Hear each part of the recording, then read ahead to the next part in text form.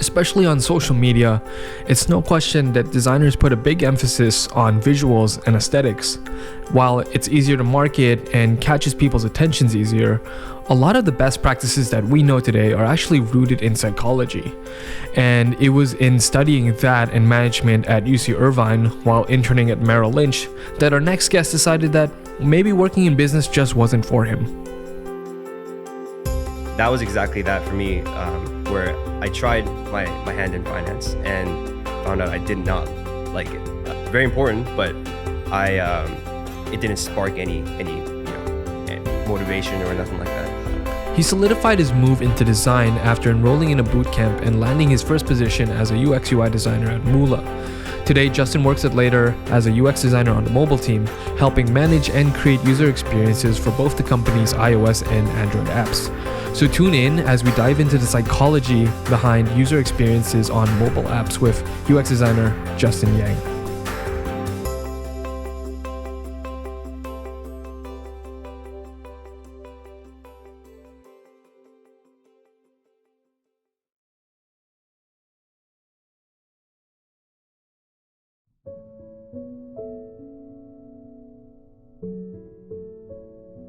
Yeah, so I grew up in White Rock, South Surrey. It's like a little beach town right by the border to the US. And I guess you could say I had somewhat of a unique situation when growing up where my dad was in Korea most of the time. So it was just me, my mom, and my brother. And it was unique in that where my whole surrounding, all my friends are all, white, black, very like Western upbringing, while I had a more traditionalist mindset from just my parents' influence. And it was interesting because like while you're at school, you're surrounded by very Western or like ideals, but then at home you have to kind of respect the tradition that you're growing up in. So it was a whole fight, going through puberty, trying to like fit in where you can, but also feeling like an outcast at the same time. But yeah, kind of relating it to design, I guess, growing up, I always like to like make things work, in that my favorite toy to play was always Legos. Like just making, like having that image of the final product and then just the process of getting there and then making sure it actually works and functions in the way that it was meant to, especially if it's like a dynamic piece that moves around. And yeah, I guess you could say that was like the first taste into design and products in general. So I feel like a lot of people who grew up doing Legos, they end up either becoming like designers, like industrial designers, or like engineers. Was being one of those either an option for you? A car engineer, because I love like car Legos, or architect. That was like always in my plans. I found myself like drawing like house blueprints just for fun, like, oh man, like I would love to live this kind of house in the future. I don't know if you remember the movie by Adam Sandler, was it Click? Yeah. He was like an architect then. Yeah, I love that movie. Getting to like, I guess, glorifying that architect lifestyle. But yeah, that was like, I haven't even thought about that, like the whole drawing blueprint thing, until you asked me. So yeah. I also wanted to be an architect at one point, and I feel like that's a common thread around a lot of designers that I've met. I don't know what it is about it. I maybe it's because it's like one of the more tangible things that you kind of grow up with. I was gonna ask kind of like, like moving into White Rock, I guess. And did you do high school in White Rock as well? I did. So I did elementary and high school. Went to a private school for the high school portion. And yeah, it was fun. I would say I was definitely in the middle of the pack. I played sports, but it wasn't the best, wasn't the most popular. But I had friends. I had different groups in, I guess, different parts of school life, and also different schools in general, where a lot of my core friend groups weren't always my classmates that I attended to school with, but also friends from different schools that I met through, whether it be basketball or other sports. Were there any like subjects in particular that kind of you think inspired you somehow within your career? No, I wouldn't say any. There wasn't anything in high school or even elementary, I would say, that I could kind of relate back to what I'm doing now. But yeah, I would say, I don't know. The high school, it was interesting because I felt the whole time I was in high school, I was focused on getting into university, right? So you don't really think about after university because I was so focused on getting to college first. And I attended UC Irvine, which is in the States. So that's a whole big transition from going from a small town in Canada to California. Yeah, and just studying for SAT. So to answer your question, I can't really relate anything I did, any subjects particularly. Right. Yeah. And I guess before you even get to UC Irvine, was there kind of like a career that you had in mind? Like, let's say senior year of high school, you're about to go to university, and at least you know that you got in, but at least before even like applying, was there kind of like a career that you were aspiring to get to? I went in undecided. Like I literally had no idea, and no, so I didn't have a particular career in mind. I just wanted to see what kind of drew my interest and have an open mindset going into it, which, you know, is kind of risky and like, you know, frightening for as a kid, and also for the parents who are spending all that money to send you there, you know, like what is he going to do? But I really appreciated how my parents didn't push me towards any direction. You know, there wasn't any like, oh, become this, become that.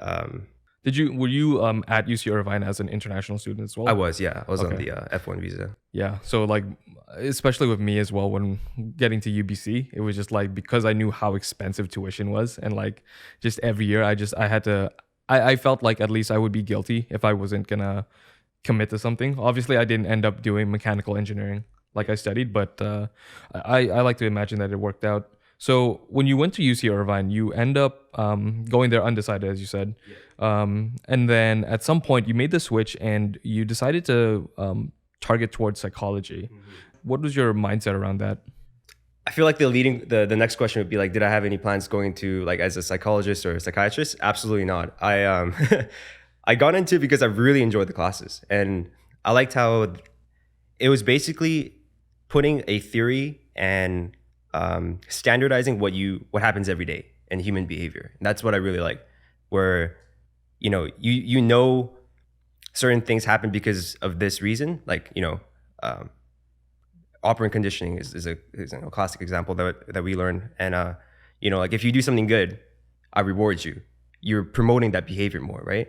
And it sounds so obvious when you say it, but to have that on paper and really just see all the experiments done on it, the studies, and that was really fascinating, because it's like, there is a reason to the way people behave in a certain way, and how you could, immediately apply that to your regular life and just see it happening around you. With that in mind, I guess, and as you're studying this kind of stuff, when did you, I guess when did you realize that there might be something worth pursuing in terms of a career around this? Around human behavior? Not really. Like I said, I took it because I enjoyed the classes, but even after I graduated my undergrad, I also minored in business management. So that was more so to just get the general business lingo down, get the, how just, small business to large corporations, how they operate and how they became to be. So it was more so like just getting the lingo down, but also pairing it with the psychology thing. There wasn't much plan or intent with it. And I guess I could go on to, after I graduated and coming back to Vancouver,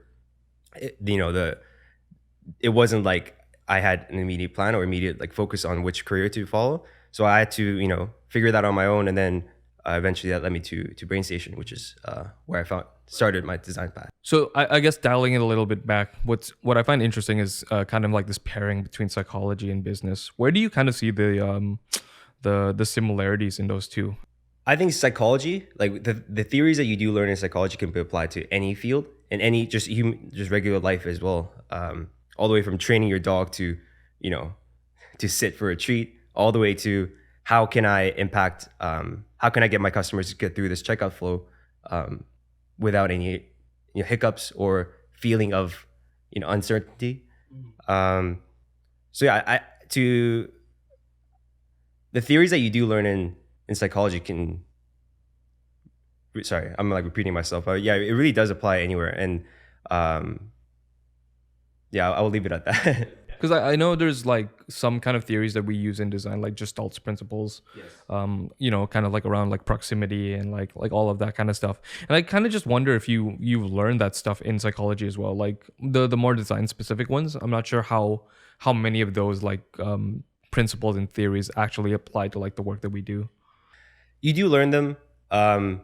You learn a lot of theories actually. So like all these things, they all seem so obvious when you read them, but then it was almost like they put a title to what you see and you notice. And um, yeah, so there are a lot of parallels within psychology and user experience. But I wouldn't say that, you know, it's limited to just UX. Go back to my earlier points, that it applies to all things. Do you feel like in general, and I'll leave this as the last question around psychology, but like, do you feel like in general, we kind of leave psychology and all this kind of theory in like the back burner of design, where it's almost kind of like we kind of understand where certain principles are and like where certain ideas come from, and we don't really necessarily, as designers, have to like put in writing like this is the reasoning or the rationale behind design decisions. Like, do you feel like these days, when it comes to designing for products, do you feel like a lot of the psychology that people kind of reference are kind of like common sense, so to speak, or do you think that there's still kind of there's deeper like principles that we should be trying to target? Quite frankly, I think it would be the first point that you made, where it's more so like just common things that happen in regular life that you're putting a title to. So I wouldn't say that there's any like deeper meaning that we're missing out on not, because if that's the case, then every UX designer should have a psychology background, which is totally not the case, right? You know, UX comes from all different backgrounds, and I feel like sometimes like psychology, it sounds very like abstract and sounds very like clinical as well. So I almost feel like there's an over glorification in bringing in psychology with UX, where it's not always, not everything that happens in UX can be explained due to psychology, and vice versa. So I wouldn't say there should be a heavy emphasis on psychology in the field, but it's good to have. It's good to be aware of just general human behavior. Yeah.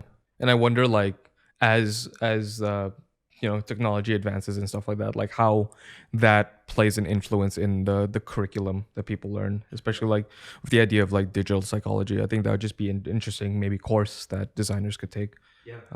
But yeah, so you graduate UC Irvine, and then I guess while you're there, because I know we talked about this, but you were also doing kind of an internship at the time as well, right? Mm-hmm. At Merill-Lynch as a client advisor. Yeah. Okay. So how did that come about? That came about, that was during the period when I still didn't know what I wanted to do. And I just, I had like an older mentor at university, and he told me like, just, whatever opportunity presents itself, just try it. Because either you know that you're going to like it, or you're going to find out what you don't like. So that was exactly that for me, where I tried my hand in finance and found out I did not like it. Just the work environment, all the way to like the work itself, it wasn't anything exciting to me. It's very important, but it didn't spark any motivation or nothing like that in me. So you talked about graduating from UC Irvine and then moving back to Vancouver. Was this like immediately after graduating? Graduated and then took spent the summer down there, okay. And then came back. The summer was mainly just to spend, just to wrap up like one last like elective course that I had, and then also just hang out with friends that were still there. But yeah, it was back home, and with no plan, not really sure what to do. Moved back to my parents' place in White Rock, and yeah, and I think that's where the real like drive and kind of corners by the determination that kind of started, where like, all right, you've got your degree, you don't know what you're doing, so like now it's all up to you. You decide your future. So luckily I had my older brother who was already working in the tech field, and he was a big inspiration for me to I guess explore tech and see what kind of jobs are out there. What did your brother work as? He at the time he was doing digital e-commerce. Sorry, not marketing. That was before. He was in e-commerce, and then now he's in data. Okay. So he inspired you to kind of like chase down this path of going into tech.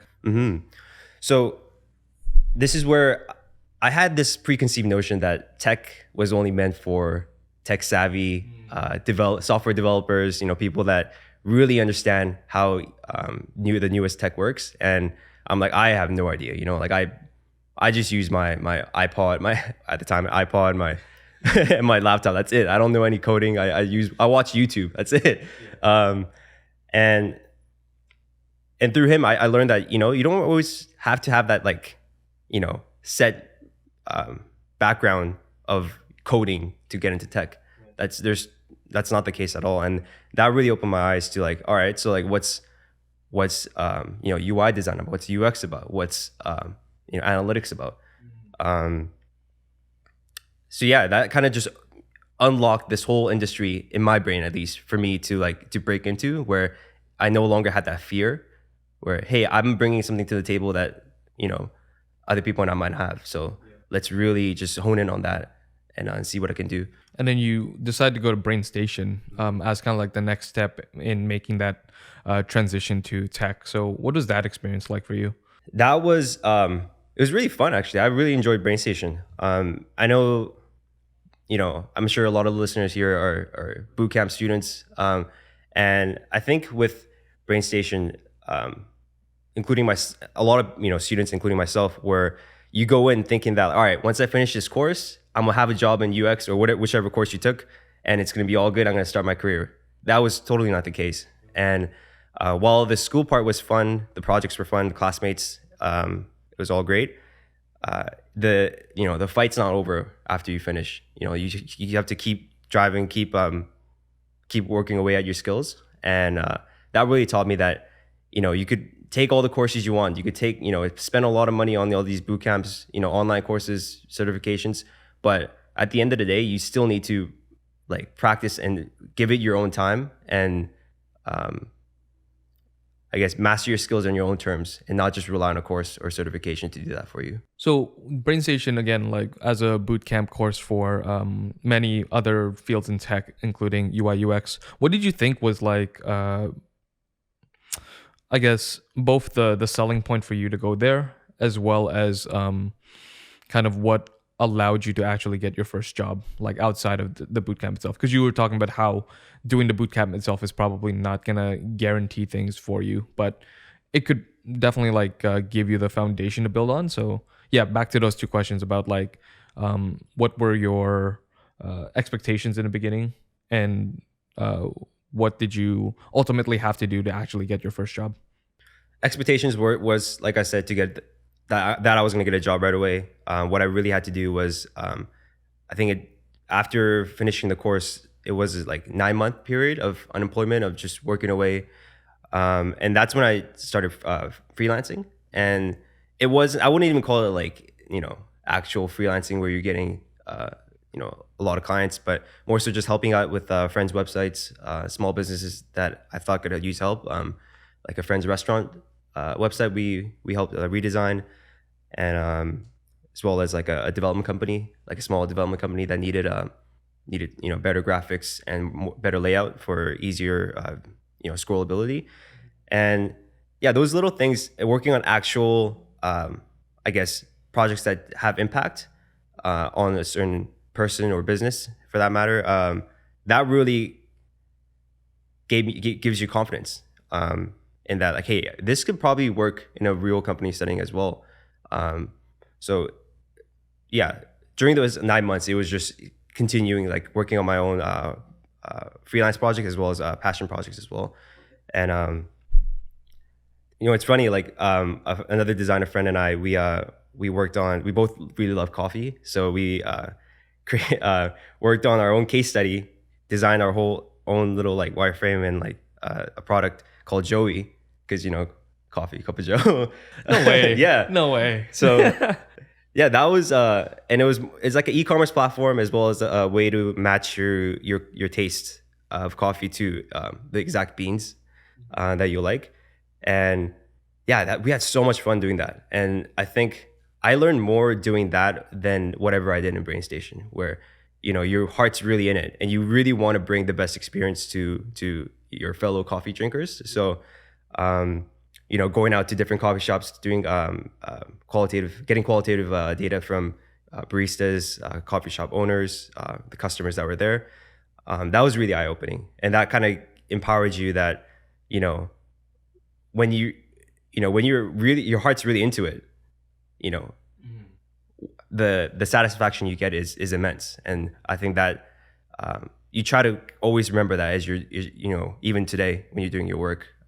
You never want to lose that. So two things. Number one, I think we've kind of gone full circle since you've made this app named after me. Yeah. not after me, but we have the same name. And given my coffee sensitivity, it seems kind of ironic now. But that's really interesting about how you kind of worked on this passion project. Did you have the intention of actually creating a workable prototype of this? Yeah, to this day, I still think about it. Because it's still a pain point that I guess I could have addressed this project a little bit better, in that the pain point that we're trying to solve was there's a lot of great coffee roasters in Vancouver, but you have to go to each of their websites or their stores to buy their beans. There's no like open marketplace where you could browse and shop all the roasters in Vancouver. So that was a pain point we're trying to solve, as well as new time coffee lovers that don't really know exactly what taste or profiles that they like, and getting them matched to just that.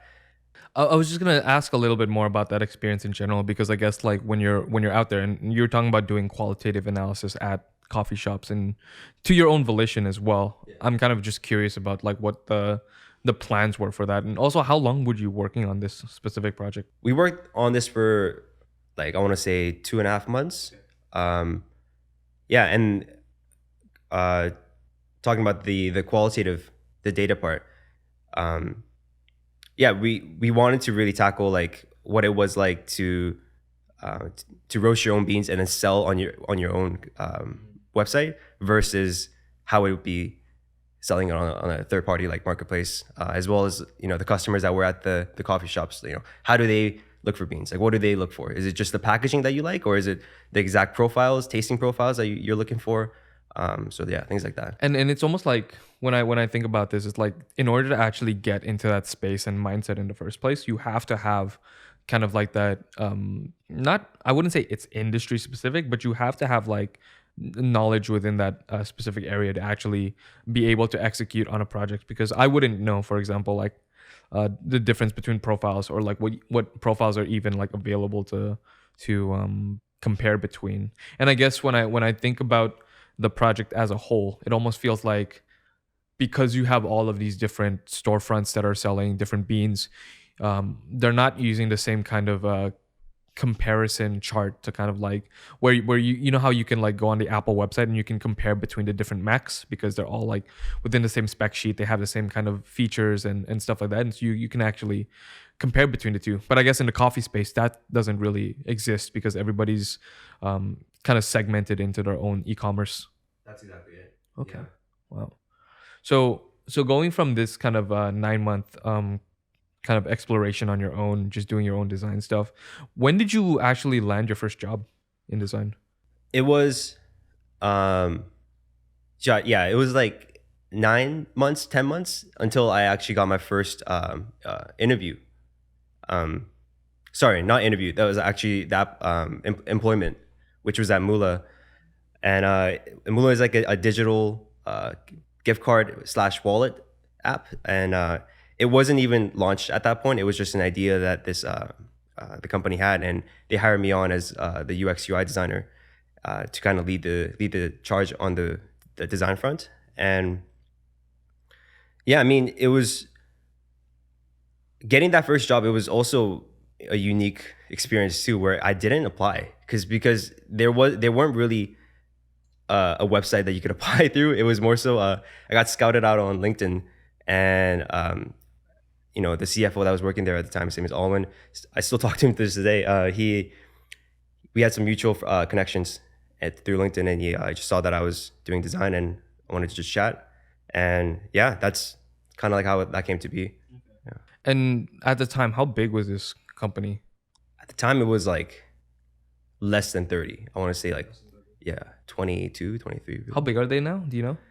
I think they expanded and then they I guess minimized in size. So I want to say that they're still around like a 50-person company. So still fairly kind of big, I guess. What were the design processes like there?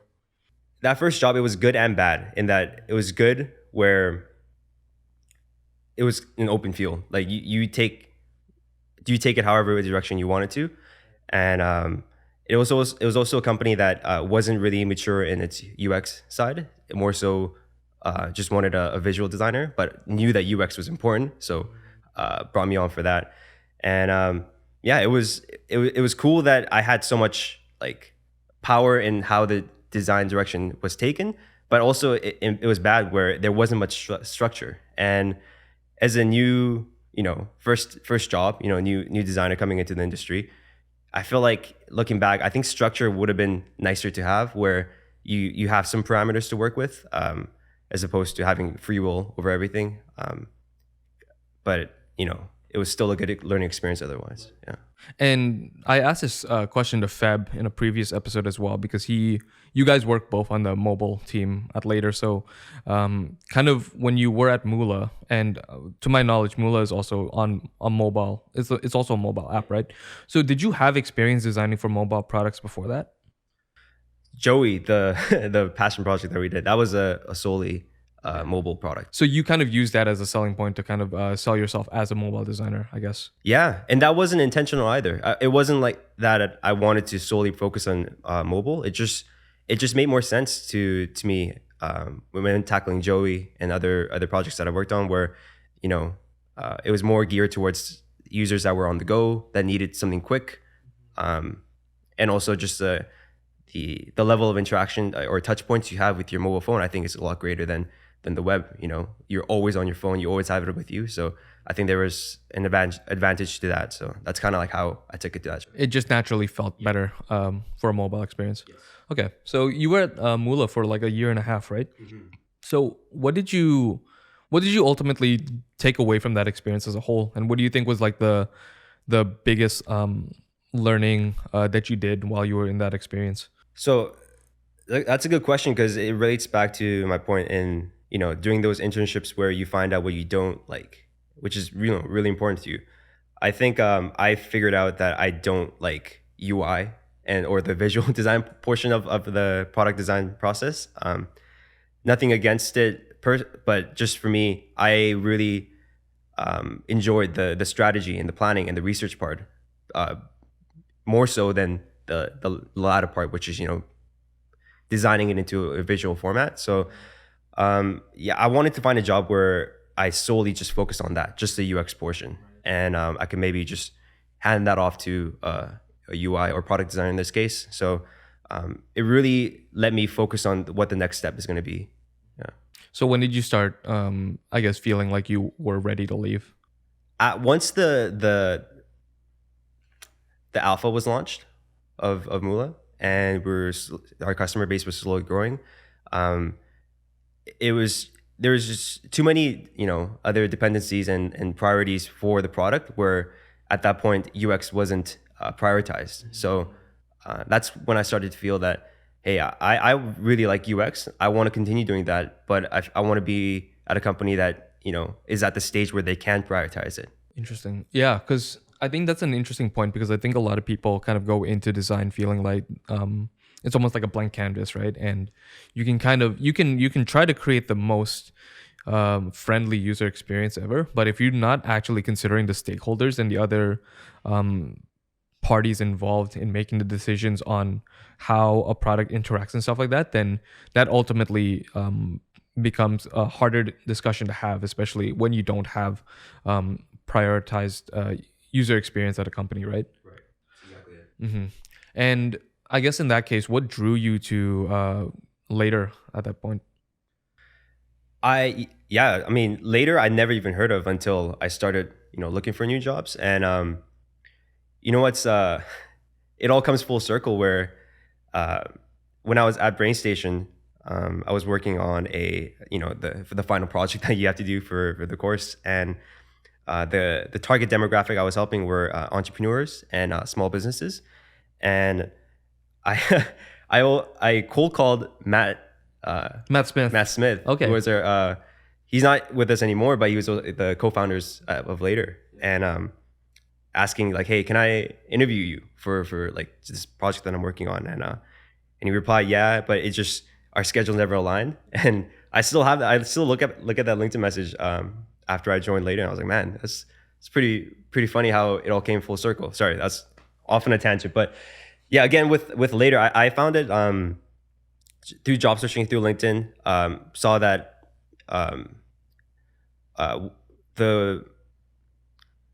what really popped out for me with Later was, even before talking to anyone there and, setting that first interview up, if you look through the LinkedIn page and you look through how the different titles are there, what kind of roles are within the company at this point, they have a UX designer, they have a product designer, they have a UX researcher. So these are, and sorry, cherry on top, UX writer. So these are 4 separate teams that have basically divided all of UX into its own individual teams so that it's more efficient, and each team member can focus on just what they want to focus on. So even before talking to anyone, that already tells you how much UX is prioritized in that company, and it's really rare to see that with a company that size. And I'm sure you've noticed that too, where if you look at, I don't know, like a 100-person company, typically it's always, product designer, that's it. No UX, no UI, no divide in anything. And they are basically a jack of all trades, which is great, if that's your priority. But like I said before, I wanted to just do UX, and to see a company that, values it so much to the point they've divided it all. I think that was, the breaking point for me, where I was like, I have to join this. And it's interesting because like, I totally resonate with that, and I wouldn't even imagine to think about the specializations in UX being divided out as an indicator to that. But I think like now that you've kind of explained it to me that way, it makes a lot of sense. And with that in mind, you apply for Later as a UX designer, I'm assuming. Mm-hmm. Okay. How was the interview process like? Because I was talking to Feb about this in a previous episode, like how me and him were both applying for, he applied for the UX role as well. Yeah. And I guess you applied, since you guys were hired around the same time, you also applied for the UX designer role. Yeah. So what was that interview experience like for you? So the interview process was, you had Billy on this podcast too, right? So it was funny because the first interview was just, more of like a character check. And then the second interview was more so technical skills. And that was with Billy. And immediately me and him just, we hit it off because we're both big basketball fans. We both love, coffee and we both love, streetwear, sneaker culture. So, that I wouldn't even call it an interview. It was great. It was really fun to just meet with somebody that had the same interests, but also you really respected because of their years of experience in the field and the way that he was able to articulate the design process and what his values are as the team lead at the time. I was really inspired, even just at that second interview phase. And then going on to the last portion of the interview, which was, the design exercise, that was, nerve-wracking, but, as it is for everybody, right? So, it was fun. The interview process was fun. I want to touch on this thing or like this topic about relatedness when it comes to like interviewing, being like in the interview process, especially with Billy, because I know obviously like I think the three of us get kind of like along with like that whole kind of sphere of streetwear and like sneakers and basketball. The interesting thing is that I find that at least in tech, there's kind of like this almost sterilization of personality, where you almost kind of don't want to really show that side of you like during interviews and stuff like that. Like I think for me, like when we're on like Zoom calls, like I have like my sneakers in the back and stuff like that. And I guess like how did you even get to that point with Billy, like during the interview process? He had a poster in his background with all the shoes that he liked, and really? And he had a Kobe tattoo on his arm. Right. So it was like obvious. Like yeah, it was obvious. But yeah, no, I totally get what you mean. Where, I think it goes beyond tech too, where you don't want to just, you have this like work persona, and then you have your regular life persona. And I feel like the closer those two things are, the more I guess just mentally it feels more consistent throughout the day, whether you're talking to your coworkers or talking to your family members and your friends, your partner.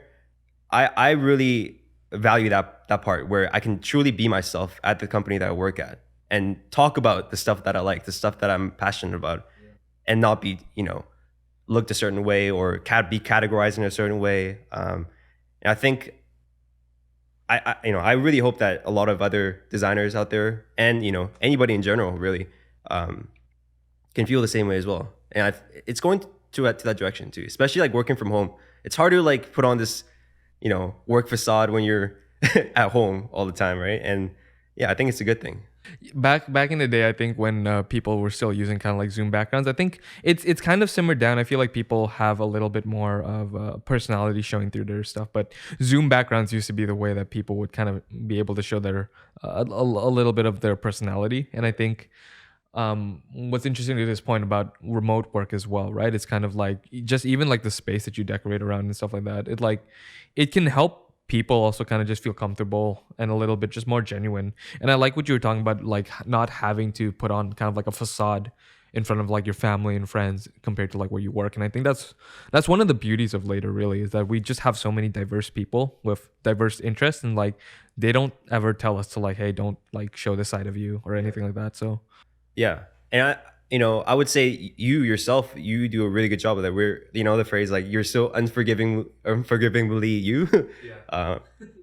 So yeah, people like you, people like Billy, where they kind of, wear their emotions on their sleeve, and whatever you're into, you yell it out loud, you let everybody know.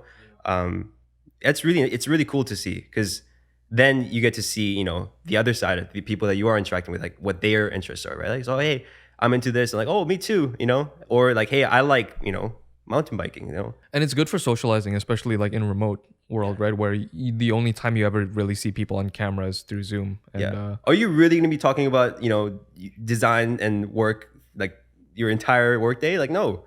Yeah. Exactly. I just think it makes it a little bit more fun. Definitely. That being said, it's almost wrapping up to 2 years for both of us, since you, me, and Feb kind of joined at the same time. Yeah. How have you been liking the experience of being a user experience designer at Later so far? I think it exceeded my expectations after joining. Like I said, I was really wowed by the layout of the teams, the UX teams and the product design teams. But after joining, you really saw how well run, like how great of a well-oiled machine this is. And I think a lot of the credit has to go to Roger, our CEO. He, I think that whole full transparency, no like hierarchy kind of structure that he's implemented, or as well as the co-founders, give them credit as well.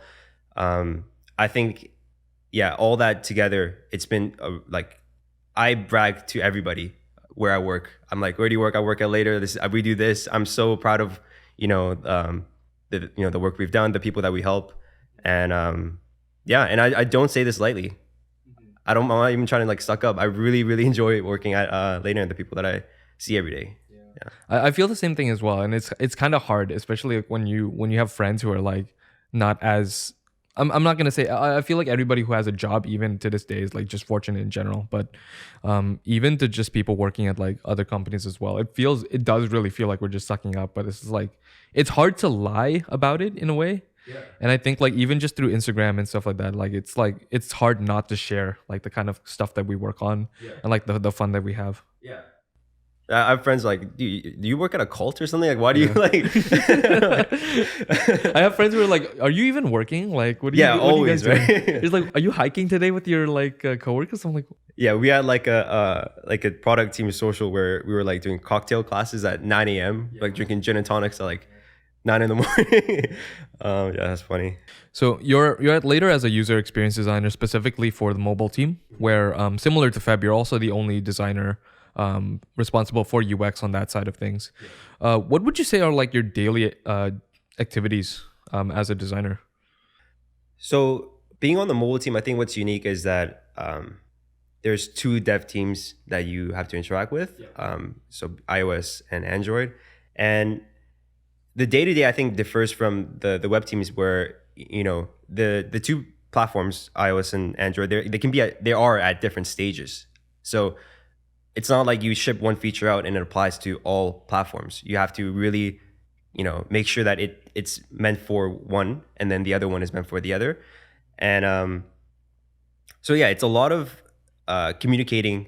I would say we have a lot of meetings with both teams separately, just to make sure that the solutions that we are designing are translated correctly into development. And yeah, I would say they've done a really good job of that so far. So yeah, that's the main difference. Yeah. And do you work closely with the product owner? We call them product owners at Later, but they're pretty much like synonymous with project managers and stuff like that. When it comes to actually like the work relationships and like who you work with most frequently with, is it usually the product manager? I would say so, especially in the beginning of a project, just because if I guess if you could put it into a flow, it would be product owner, UX, and then product design, and then to development. So yeah, it's Billy would always tell me like our job essentially is give make what the requirements that the product owners come with into a visual format. So it's more easier to be translated by the developers. So you're basically taking a long, wordy document, copy-heavy document, and then turning that into infographics, flows, states that make sense to, I guess, the entire company, in letting them know that this is what we're working on, this is our goals, this is what we're not prioritizing. So yeah, things like that. So there's like a lot of back and forth between you and Matthew, who's the product owner of the mobile team. So with that in mind, what would you say are like some of the biggest challenges within your role specifically? Having to work with the two different platforms where there's small different design nuances that are different between iOS and Android. So you really have to pay attention to that, as well as in the UX portion too. I'm an iOS user, so I have a slight bias towards how I like to use my phone and my I guess iOS device, and then Android could have a totally different approach to how they use their phones. So just being aware of that and making sure the research does support each of those. So you can't just focus only on iOS users or Android users. There needs to be equal balance of the two. So the challenge is always paying attention to the nuances and making sure the solutions fit the platform that it's going out to. So you said that the research is kind of like, is it split between Android and iOS specifically when you do research on mobile? It varies. It really depends on the type of feature, and I guess what if the feature has already been released and we're trying to redo this feature, then maybe there's a difference. We focus Android and then iOS. But if it's still at its abstract planning phase, then we kind of just tackle it as a whole. But we try to get a good balance between the two devices. Yeah. And I was talking to Feb about this, about how sometimes when you design features for a mobile app, which has a desktop app as well, like within the same kind of sphere, where Later has the web desktop app and they have the mobile apps. We talked about how sometimes the features don't translate one-to-one between going from desktop to mobile. Between iOS and Android as well, I'm assuming that it doesn't always translate one-to-one with those two as well. Yeah, it really doesn't. As much as we thought it would, it really doesn't. And I think that's like a design principle or trend, whatever you want to call it, that I think is a little bit overrated, where having consistency throughout the different platforms. I thought that was, that's something that I really tried to prioritize in the beginning. But, being at Later over the last 2 years, I really learned that that's not always the case. Sometimes it's okay to be different across platforms. Obviously, you have certain branding elements that need to be consistent all the way through, but the certain feature and how it works doesn't always have to be the same. It could, be done in a way where it benefits the native Android user or the iOS user or the web. There's benefits to each platform, each device, and it would be foolish for you not to take advantage of those benefits. And I think like what I think is really interesting is this topic that Web was talking about, how some devices have hardware buttons, some have like really long screens and stuff like that. And I think like there's so many of these different edge cases that you have to consider when it comes to designing stuff from a user experience designer's perspective, especially since you are kind of like at the top of the funnel when it comes to translating um, requirements for features into visual experiences. What do you find is the trickiest when deciding like which edge cases to focus on, or like even how to figure out if there's going to be edge cases necessary for a certain feature? That's a good question. That's something I still struggle to this day. I guess as a feature comes about, obviously, you predict which edge cases you're gonna have in the beginning, but there's always gonna be stuff that you never accounted for. So I would say it's more of a team effort to address your question, where it's not just on the UX designer to find all cases that's possible to this. It's a collective effort between the product owner, product designer, as well as QA, who will, at the end they find everything, right? So yeah, it's hard. It's really hard to get it all down. So it needs to be a team effort. And that's kind of like where like the segmentation of like roles comes in as well, because I think QA even is something that smaller companies don't have as much. Not that not that I've seen, at least. And I think especially when it comes to something like this, where you actually don't know all of the edge cases without physically having all of those devices to your disposal, like it becomes really hard to identify. That kind of leads me to like my next question about. Sorry, one more point on that is it's also interesting how each person in different roles, they pay attention to different things, right? So like UX, we're paying attention to like all the errors, the validation, and the confirm steps. Like if we don't put a confirm button here, what happens? Like can users accidentally lose all their data? Or these are the things that we're trying to like pay attention to. Whereas product owners, they're thinking more like, all right, so like once this ships out, like how is this gonna make money, right? Like if we put too many validators, is this gonna slow down our checkout flow to the point where we're not gonna get the revenue goals that we're hoping for? As well as developers, they have their own agenda, and they have their own like things that they pay attention to. So all that to say, it really is a team effort, because each person are paying attention to different things, and collectively it will hopefully capture everything. And it's interesting, at least to simmer on this topic a little bit more. It's interesting how, like, yeah, to your point, everybody kind of has their own priorities and agendas when it comes to doing this kind of stuff. Who do you think, from your experience, at least like being on a more focused team, is like, who do you feel has the onus of making sure that all of these priorities are met? Or is there like even a single person? Like, for example, because the reason why I ask this is because I guess when it comes from UX to go into product design, and then from product design to development, at least from an outsider's point of view, it doesn't seem like there's much leeway for a developer to say that we can't do this unless it's like looped in the front of the process. So who do you think has like more of the say when it comes to deciding which priorities from the different roles are in focus? That's a good question, and I'm gonna say there is no one person that makes the call, and I say that because it really depends on. I hate to say that you use the word priority again, but it really depends on what the priority of that feature at that particular time is. So, for example, like if time is of the essence, like you really need to ship this out because it's to be paired with a marketing campaign that we have, then you may need to sacrifice certain UX principles as a trade-off to get it out faster, right? So sometimes, like, yes, UX at that in that example, UX could be like, hey, we really need to do this, but the product owner would be like, no, this is part of a marketing launch, so it needs to be done at this speed. So, and then in that case, the product owner would have the say, right? But in others, if there's no time crunch, then UX should have the say in, hey, this is how we're going to bring the best experience for our users, and we have the time and resources, so let's do this. we talked a little bit earlier about how kind of everybody has an understanding of what best practices are, just kind of from their experience using mobile apps in the past, as well as maybe developing or designing for them. When it comes to kind of prescribing solutions just based on what you know, how much of it do you think comes from kind of just gut intuition versus actual like findings from research?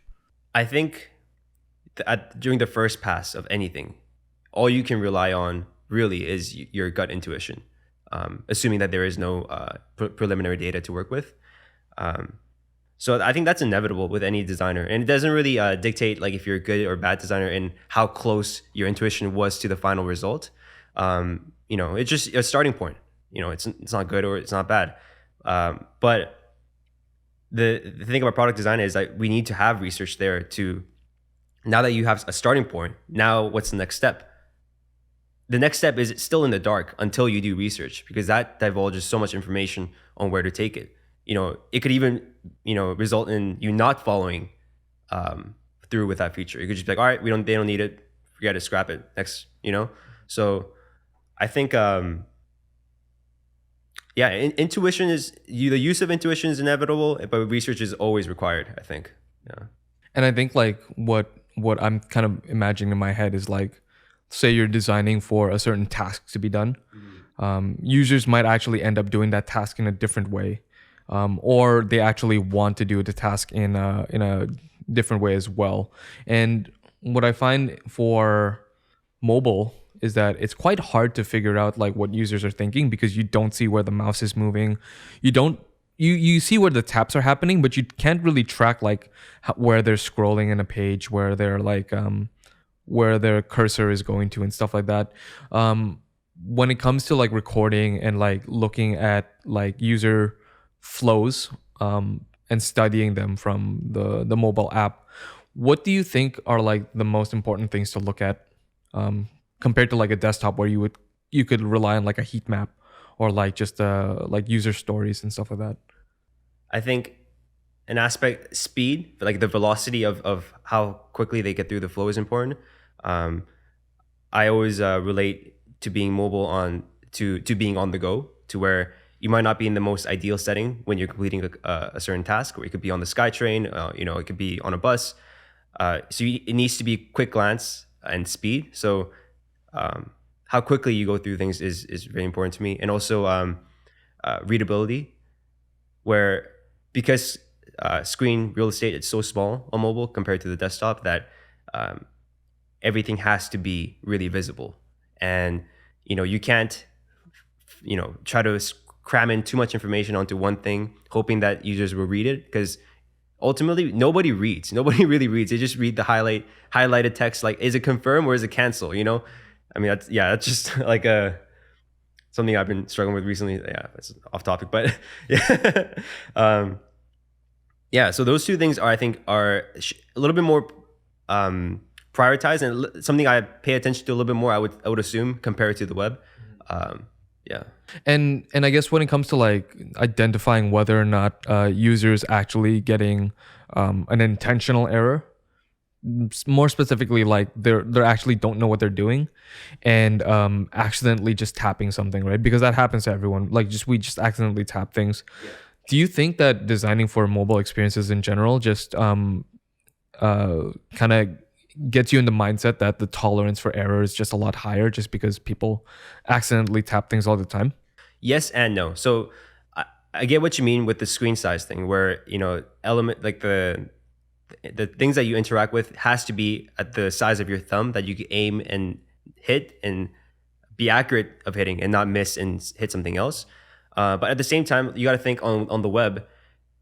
It's not like mobile where the only thing you see on the screen is what you're doing at the time. On the web, you could have multiple tabs open. You could have music, your music player playing on one portion of the screen. You could have even a zoom, right? A zoom window on the other. So there's a lot of more distractions on the web. So being prone to errors, I think it's pretty consistent all the way through, where you can't always assume that when users are on a certain web page, that's all they're doing. They could be jumping around different, tabs and whatnot. So when it comes to actually designing for specific products. There's a lot of best practices and kind of like industry standards when it comes to designing things.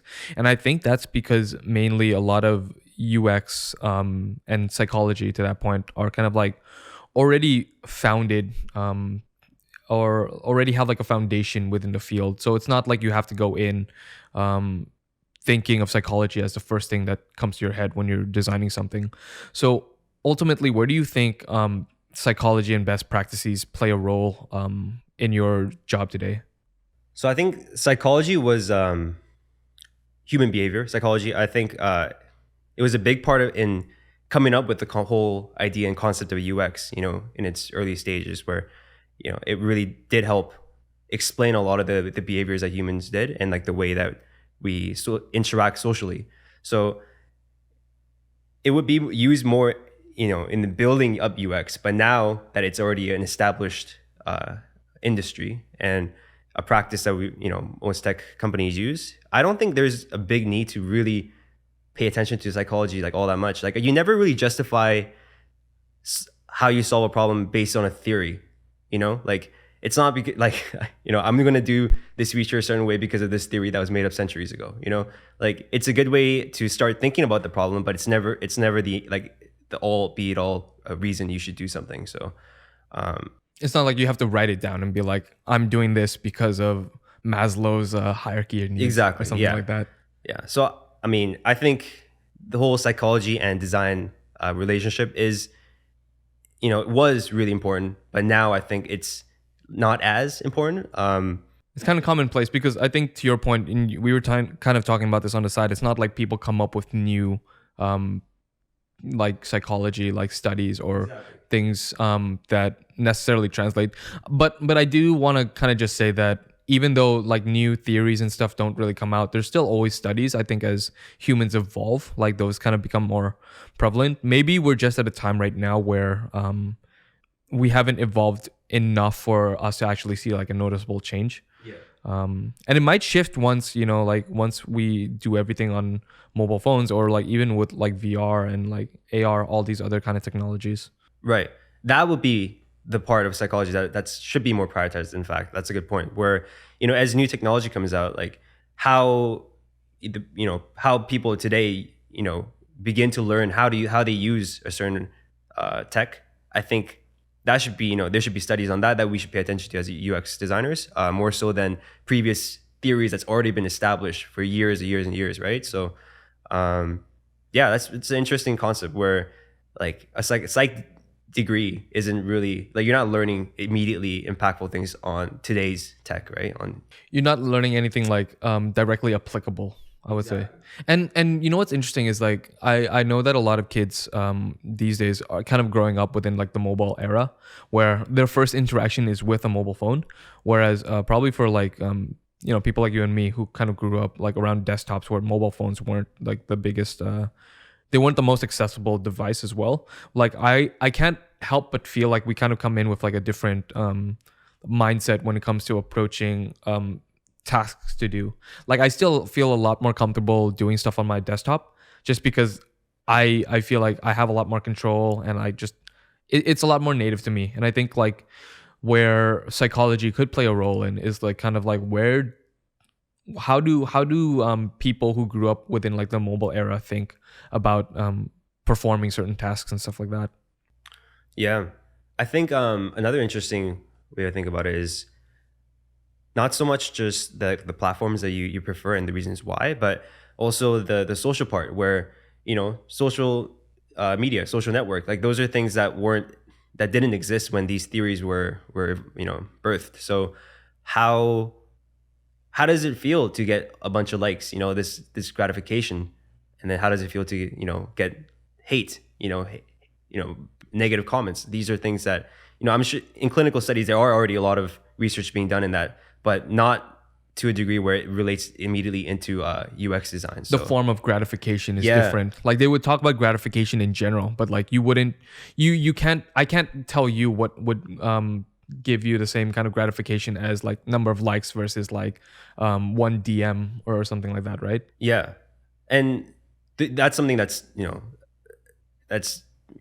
still being formulated to this day. Like gamification also plays with gratification. That's the first thing I thought about when you said that. But yeah, it's you really do have to pick and choose what things you take into your job from psychology. I don't think it just 100% psychology relates to UX. Looking at the rest of the year, especially with regards to your job specifically, and maybe other stuff happening in your life as well, is there anything that you're looking forward to?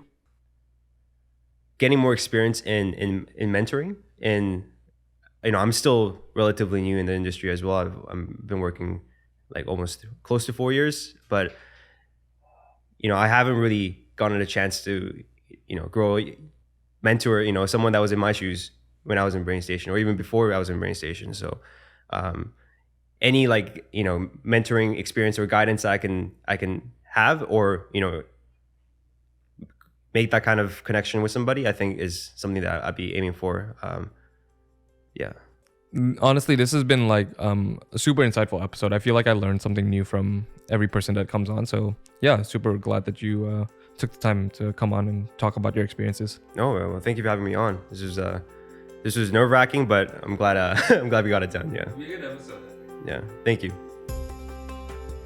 Hey, this is Joey, and thanks for listening in to this week's episode of the Minimum Viable Podcast. If you've enjoyed this episode, give us a follow. We have new ones coming out every week that I think you'll enjoy just as much. And in the meantime, share it around with your network. Leave a comment or send me questions at Joey Limmena. I'd be more than happy to talk about this episode and any future ones we have planned out.